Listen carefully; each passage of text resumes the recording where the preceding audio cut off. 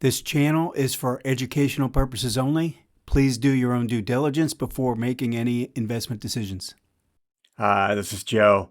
In today's video, what I want to cover is when you're in a trade and it's a trade. It's not a trend trade. It's a shorter term trade where you're looking for an exit, okay? And what we're trying to identify is a way to tighten the trade so there's not a massive amount of discomfort. A lot of people, when they're looking at trades and they're using a trailing stop, especially like a 2 ATR, you're giving it a decent amount of room, all right? And what we want to do is come up with a different strategy that can be consistent, that allows you to tighten that stop in a structural way that makes sense and gives you an opportunity to go hit some targets. But at the same time is not so far away that you're feeling like, you know, you're going to give back too much if it reverses. All right. So let's go ahead and get into this. So if you want to learn more about some of these techniques, you can click the link in the description to find out more about my book. Also, if you do enjoy this type of content, please hit that like button and also subscribe. All right, let's start out with the stock of BWA, Borg Warner. And what we're looking at, I'm going to zero in on the daily chart. We've got this nice move to the upside confirmed by both ADX and MACD. Really good volume pattern, light volume pullback. You get a move to the upside, we trigger to the upside, all right? Now, when we're in a trade like this, you could trail it using the 2 ATRs, as I've said, but there could be a level of comfort, especially if we're moving up pretty quickly. Sometimes it just feels like you're going to give back too much if it doesn't hit the target, right? Or you could be just sitting at a break even, hoping that you go and hit targets or whatever. So what we want to do is come up with a different strategy that, using the bars, looking at the bars, we can identify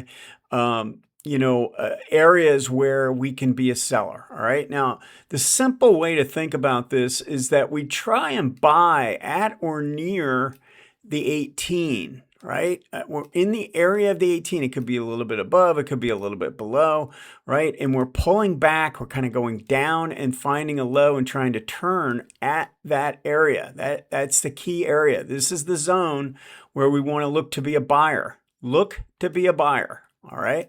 Now, when we get away from the moving average, we're getting far away from it.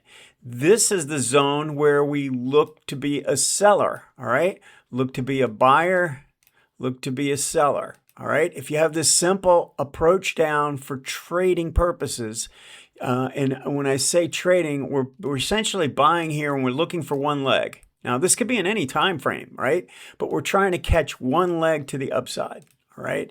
Now, we might not have a target out there of 2 times or 3 times our risk. We might want to trail a stop and see how far it wants to go.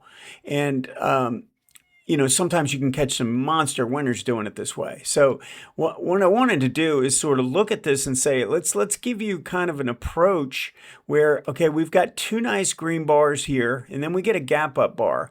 And if you notice, we get a topping tail on that gap up.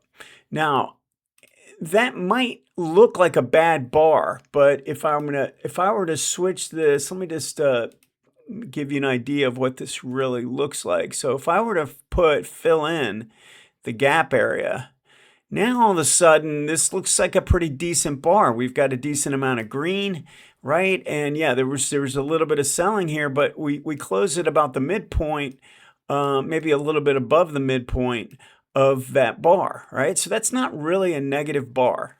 All right, so we can't really look at that as a negative.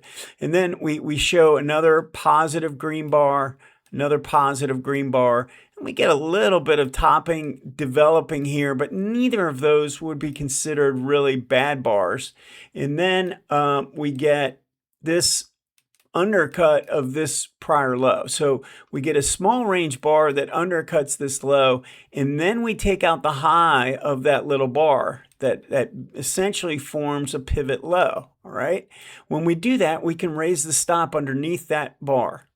All right. And then if you notice, we get another bar where we're getting stretched away from the 18. All right, there's a pretty good distance now, and we form another tail here.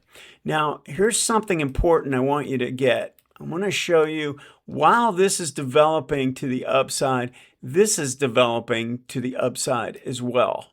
All right, so we want to keep an eye out on the higher time frame. Most people are going to look at the smaller time frame, but what I want to tell you today is that when we're looking at the bars, we want to look at the bars on the time frame that you're trading, and then you want to go up a time frame. And if you notice what's taking place here, we're getting stretched away from the 18-week. We're forming a true topping tail, all right, and then we get a cross, a little doji that develops right after that, right? And then we get another inside bar to this bar, right? That's a selling bar, negative bar. We open near the high, close not near the low, but on the downside, it's certainly a negative bar, right? So as we start to combine looking at what's taking place here and what's taking place here, this is starting to look a lot more timely as a sell point. Okay, because we know we're forming some signs of distribution here with a topping tail and then a cross forming, and that's cross is forming in the middle of this pattern here. So as we form this top and then have an inside bar to that, we really could put a stop underneath those two bars. Let me zero in on this again so you can see. So we could put a stop below those two bars where we get a topping tail, we're stretched away, right? And then we get an inside bar. If we take out the low of an inside bar after a topping tail, it's a pretty good chance that we're going to see some weakness after that, right? A more conservative approach might be waiting for, this red bar to form, and maybe we take out the low of that or something like, or you see a green bar and we take out the upside of that, we can come below the low of that as well. So actually, I should say this red bar, we have this red bar here. We take out the high of that. We can go below the low of that. Now, that's not exactly the perfect time there. And that's why what I'm typically looking for is, am I getting away from the moving average? If I'm getting away from the moving average and there's space between the 4 and the 18, notice how the 4 and the 18 are getting separated. If that's starting to happen, I want to really zero in on the bars and look for signs of potential weakness. I want to combine that with what I'm seeing on the higher time frame, and you're going to have a really good idea. And so if you notice, we're not talking about MACD or ADX in either of these time frames, because for the most part, there might be divergences developed, but a lot of times when you're looking at a solid trend and everything, you're not going to show divergence in the pattern. And so you're going to end up getting out late trying to use these. All right. So we want to focus in on the bars when that takes place. Let's look at something that is a little bit different here. Let's look at Intel. All right, now we get a move to the upside. That jets away on the weekly chart, and we go and we're trading this again. We're trading this breakout off the daily. All right, now the simple approach to this. And we're just going to have to ignore the earnings here. I know there were earnings in place, but I want to just get you to understand the process. So you have a move to the upside, and then we get a red bar. All right. So this is generally the process. We're either looking for red bars or we're looking for big green bars. All right. Those are going to be our actionable items. So if we get a red bar and we take out the high of that, we break out to the high of that, we put the stop below the red bar. All right, or the low of the pullback. Okay, so we get another red bar here, red bar, red bar, red bar, consistent. And then we take out the high of, say we look at these three bars as kind of a unit. We take out the high of that. It happens with a gap. All right, but we're going to come below the low of those bars. All right, now if we look at all of those, let's say this green bar actually came down below, we'd go below that as well. But we're looking at the low of that pullback, all right, as our actionable item to say, if we're in on this breakout, we're now putting a stop here. We're locking in gains. All right. Now, again, the earnings distorts this, but we want to make sure we're just kind of following this. So we get another pretty decent sized green bar. We'd almost call that a wide range bar, especially when we're looking at it compared to what we've seen here. So when we take out the high of that bar, we can come below the low of it. All right. Then we get another red bar here. Okay. And then we take out the high of that. All right. So now we are, we're at this level up here. We're at this level up here. We're going to put a stop below here. Then we get another red bar right here. We take out the high of that. We're going to come below that. All right. So keep using these bad bars or really, really good bars, right? So this is a really good bar or any bad bars. And we're going to keep trailing and stop this way. Get another bad bar here. We take out the high of that. We can come below. Now, this is a pretty good sized green bar, another wide range bar, and we could come below the low of that. Now, look at what takes place here. Again, look at where we are. Look at how far away we are from the 18. All right. Now, while that's taking place, look at what's taking place on the weekly. The weekly is showing green bar, green bar, green bar, green bar, and then an enormous sized green bar. This is the biggest bar in the move. That coincides with this move up here.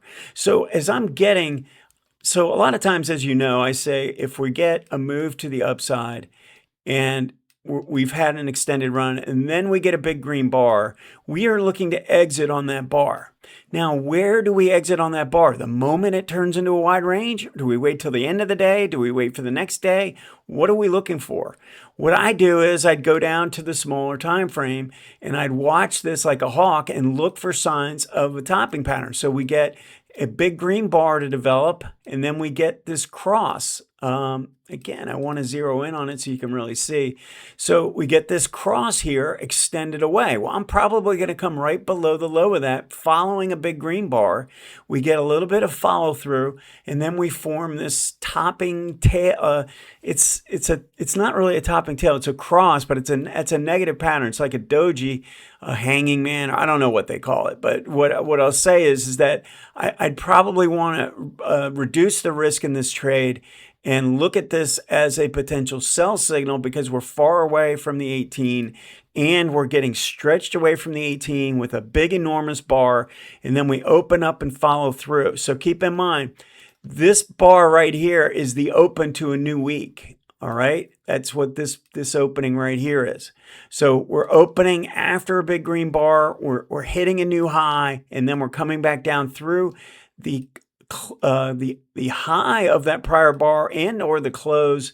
So we could use that level as a exit point, and that gives you a really good exit. But the focus point to get you there is to watch these bad bars against the trend. I say bad bar because if you're going down, the bad bars would be green, right? We get a green bar to the upside, and then if we take out the low of a green bar, so we get a green bar here. If we take out the low of that, then we go to we put the stop above the high of that if we're in a short, okay? So that a bad bar would be a positive bar when we're short. All right, so we just look at it as a bad bar to the trend. So if we're looking for it to go up and we get a bad bar, and when we take out the high of that, we can keep raising our stop that way. All right, this is a good strategy that'll be consistent for you. And, just realize if you get a bad bar and then another bad bar and then another bad bar, when we take out the high of that, you go below the low of those 3 bars. All right, so, use this strategy if you want to do a little bit more, if you're more trading oriented, or if you have a trade on, it's a shorter term trade that you're just trying to capture as much as you can in that move. We're looking for a single leg move. This strategy really will help with that. All right. Let me know if you have any questions. Thanks.